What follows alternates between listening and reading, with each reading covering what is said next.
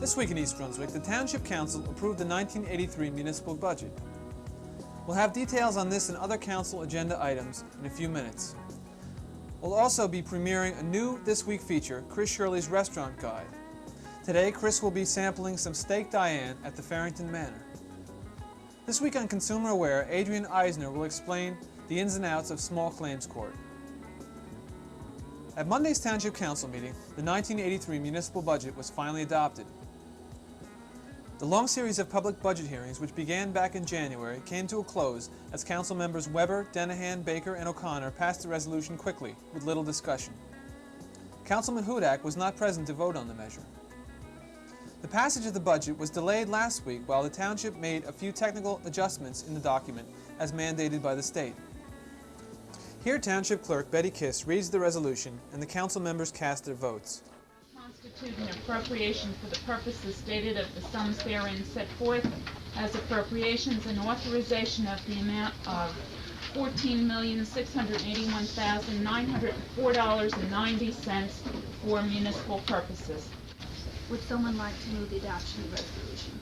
I move its adoption. Second? I'll second. All right, it's been moved by Mr. Baker, seconded by Mrs. Denahan. Any discussion? Would you call the roll?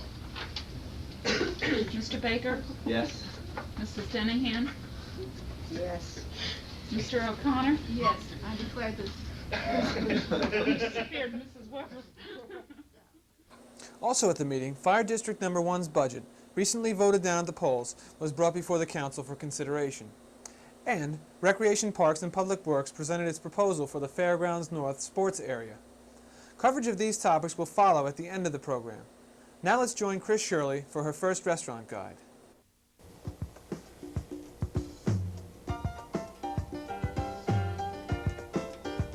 Hi, welcome to Chris Shirley's Restaurant Guides. This is the first in a series of programs on guides to local restaurants. Today we're standing at the Farrington Manor, and we'll be speaking with Mario, the maitre d'. And here we are at the patio. It's a gorgeous view out today, and we'd like to ask Mario a few questions about the Farrington Manor. Can you tell us something about Certainly. it? The Farrington Manor is situated on like approximately 25 acres of land. And we have a beautiful patio, as you can see, with the lake right in the background. And we basically, what we are right now is strictly a banquet place. We don't do any more a la carte because we're concentrating strictly on whether it's a wedding or a bar mitzvah. We only do one function at a time, and it's just simply beautiful. And during the season, it's nice any time of the year, whether it's January because the snow is on the ground and it's so bright, or in June with all the trees, you know, it's beautiful. So Mario, can you tell us a little bit about the different rooms that you have here? The rooms are divided in such a way that we can do a small party, let's say for 20, 25 people in one room. Actually, strictly we do like one party at a time. That's very important. But we can cater the party whether it's 15 people or either 300 people. We can divide them so that there is privacy according to the size. Now, also, if there is a wedding or a bar mitzvah, weather permitting, the cocktail hour will be basically outside because that's where people would want it, because of the surroundings are beautiful. But if the weather is not suitable, then we can divide the room, let's say, to have cocktail hour in another room. So how many parties can you have in At one time? Basically, we could have 2 parties going on at the same time, but the most unique thing about the Farrington is that we strictly want to do one party only. I don't think that a bride would like to come here and find that maybe another bride here at the same time. There's 2 weddings at the time. So we're strictly doing one wedding, or let's say one bar mitzvah at the time. Do you have weddings or bar mitzvahs outdoors? Okay, people have asked to do the complete thing outside, and we do it. Of course, the weather can be a problem, but what we've done in the past, somebody wants strictly a complete wedding outside. We rent a tent, and it's beautiful. We put it right by the lake, and it's tremendous, you know? Oh, that must be gorgeous. The only thing is the mosquitoes run about 11 o'clock at night time. But by that time, usually if they want an outdoor wedding, they would ask to be held probably in the afternoon, let's say between 4 and 8, 4 and 9. We will be going inside, and Mario would like to be preparing for us a special dish of his called Steak Diane. Now, Steak Diane, is this a specialty of the Farrington Manor? Well, it is a special of the Farrington Manor in the way that we prepare it, but it's also, it's a dish that is made all over the world.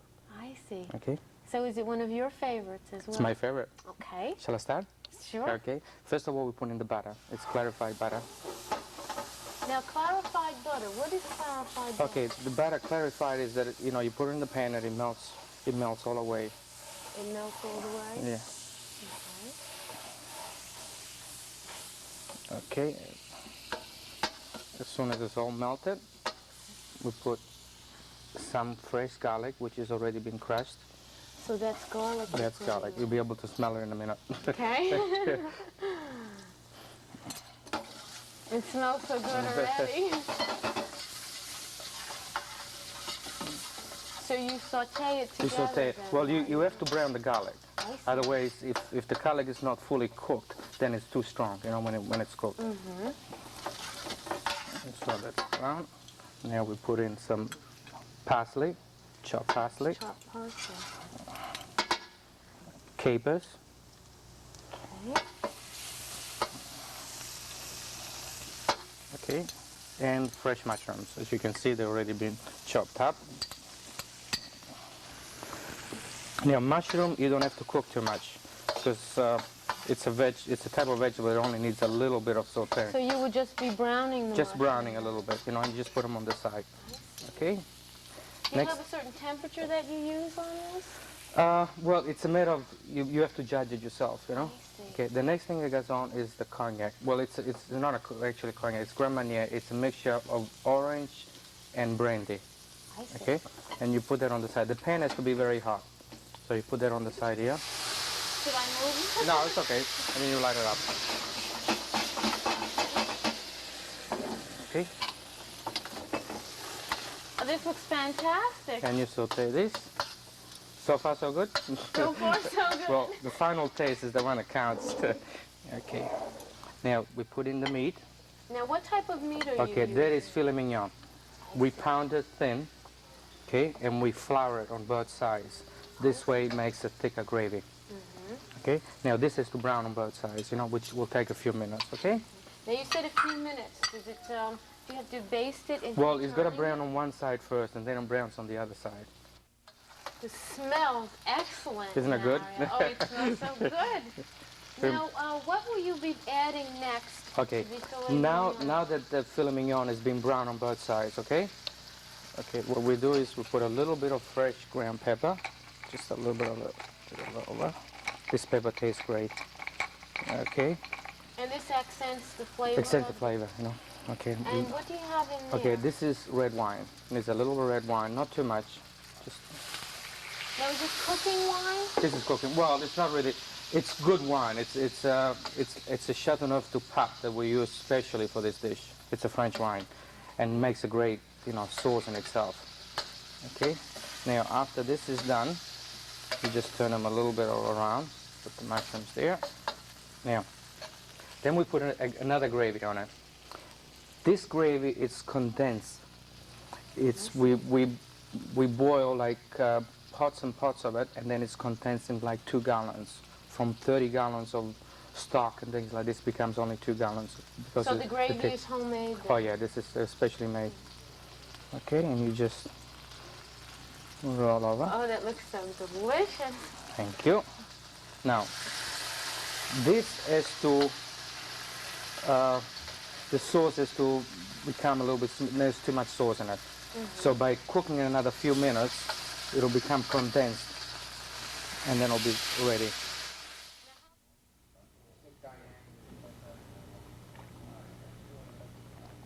Oh, this is delicious. This is I know. just delicious. Mario, if anyone is interested in your Steak Diane recipe, can they ask you for it? Or is it a Certainly, they can secret come, recipe? you know, they can either call me up or come and see me anytime at the Farrington Manor. I'll be happy to show it to them, maybe even cook it for them. Well, we'd like to thank Mario at the Farrington Manor. And if there are any other restaurant owners who would be interested in having their restaurant reviewed on my show, you can write to me, Chris Shirley, care of Channel 8, at the East Brunswick Library, East Brunswick, New Jersey. And we'll see you in 2 weeks. And until then, good dining. Coming soon, the Friends of the East Brunswick Library will be holding their 9th annual bargain book sale at the Brunswick Square Mall. Thousands of hardcover and paperback books for adults and children will be on sale from April 19th to April 24th. A special preview night, Monday, April 18th, from 7 to 9 p.m. will kick off the sale. There will be a $1 admission charge.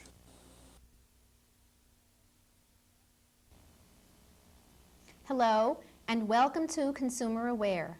I'm Adrienne Eisner of the East Brunswick Consumer Affairs Office. Small Claims Court, often called People's Court, is an avenue available to help people recover sums of money without having to hire an attorney. These courts offer consumers a chance to present their complaint in person to an impartial judge who can order the offending person or company to pay money owed. Court procedures are generally simple, informal, and inexpensive. The Division of Small Claims is part of the County District Court. Here in Middlesex County, it is located in New Brunswick. The costs of a suit must be kept to a minimum, and usually cases are heard within a short time after they are started.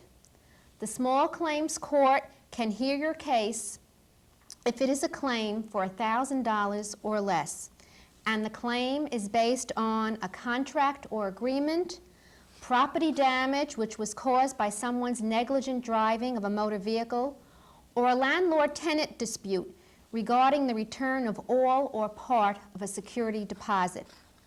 Any person over the age of 18 can sue in Small Claims Court. You must file your suit in the Division of Small Claims Court for the particular county in which at least one of the defendants lives or where the business is located. For the return of a security deposit, suit can be filed in the county where the leased property is located.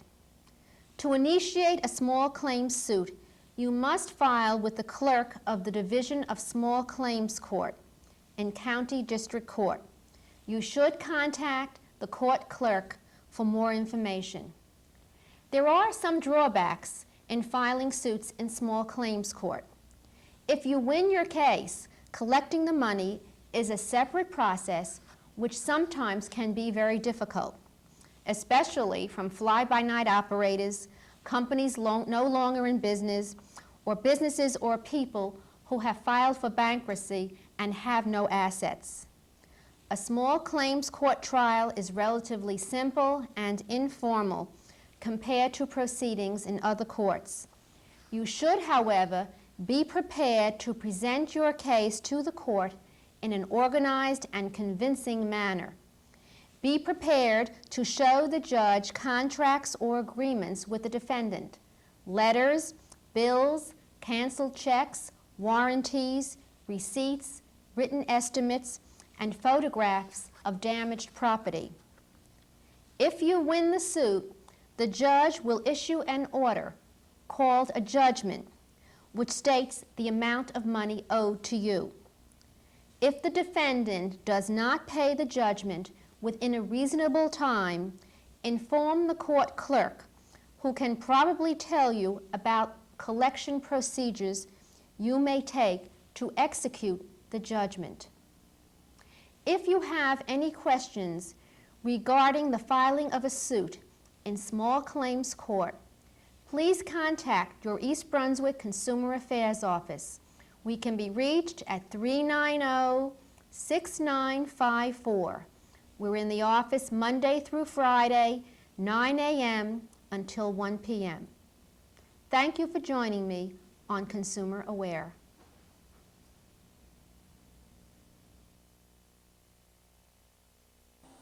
Man of Marble, a 1977 Polish film directed by Andrzej Wajda, will be shown at the Playhouse 22, 210 Dunham's Corner Road this Saturday, April 9th at 8 p.m. The third in the Playhouse foreign film series, the film retraces the life of Radzilowicz, a bricklayer who became a Polish worker hero in the 50s. Admission is free, but seating is limited. Again, that's Man of Marble, Saturday at 8 p.m., Playhouse 22. The municipal budget was not the only budgetary matter before the council this week. Fire District Number 1 came out in uniform as the council discussed their budget, which was recently voted down by the public. Here Mayor William Fox expresses his thoughts. You know, there's nobody who wants to be looking at your budget less than I do. But the fact of the matter is that being a fire district is a two-edged sword. You don't have to fundraise to support the fire company, but if the budget gets defeated, which in this case it did 2-1, then you get to come and talk to the council about how it should be cut. And the council, I think, should be seen as doing its statutory duty and not as having any hostility or lack of appreciation for the fire companies. I think every one of us appreciates the job that all of you do. Fire Commissioner Leslie, after reiterating the mayor's points, went on to outline a proposal for $23,000 in cuts, which was eventually agreed to by the council. We have a choice. They can't increase the budget. We have a choice of coming down. And the council's being reasonable about where they want to come down, because it's going to happen. Either that or they're going to lock the budget right where it is now, and the homeowners get to pay the difference to the township. And since we did have a defeated budget, obviously they were dissatisfied with the amount of our budget. Seems to me it's clear that we have to come down a little bit. I would just like to minimize the cuts as much as possible. I thought the $23,000 is more reasonable. I would suggest that, again, the interest expense category and the difference out of the acquisition of equipment is an area that we can deal with easily. Later in the council meeting, Director of Recreation, Parks, and Public Works, Tom Schuster, outlined plans for the Fairgrounds North sports area. For the development of 5 soccer football fields, with one of those fields to be designated as a premier field, to have perimeter fencing around it and some spectator areas. Those fields would be principally used for major playoff games for both soccer and football. The plans, which I'm sure Carl will go into some detail with, include not only the fields but the proposal to build the restroom concession facilities that go with it and the other amenities that support this park project. I'd like to report at this time that to this date the Sports Advisory Commission has reviewed and recommended for consideration the funding and building of this project. Additionally, the Recreation and Parks Board has reviewed and has additionally supported this project. As well, the capital... Council President Weber and others expressed concern over the possibility of cost overruns on this and the planned Fairgrounds South project. Mayor Fox addressed this issue, balancing the importance of cost factors with those of community need. I would think that what is more likely to happen is that if there is a decline in participation, is not to proceed with Fairgrounds South, which is an easy way to avoid a great deal of cost.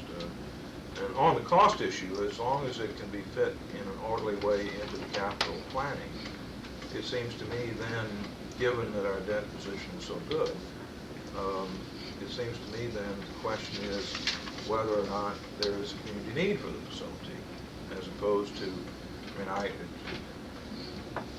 I'm willing to accept the cost estimates as reasonable given the amount of work to be done. It turns out the site is more difficult than people believe and so on and so forth, but the numbers are the numbers. We're protected by the bidding process in terms of whether they're accurate or not. We'll find out if they're overstated or understated. So the real question then is there a community need? And I think that given the popularity of soccer and to a degree football, but certainly soccer in the community, the need for first-class playing facilities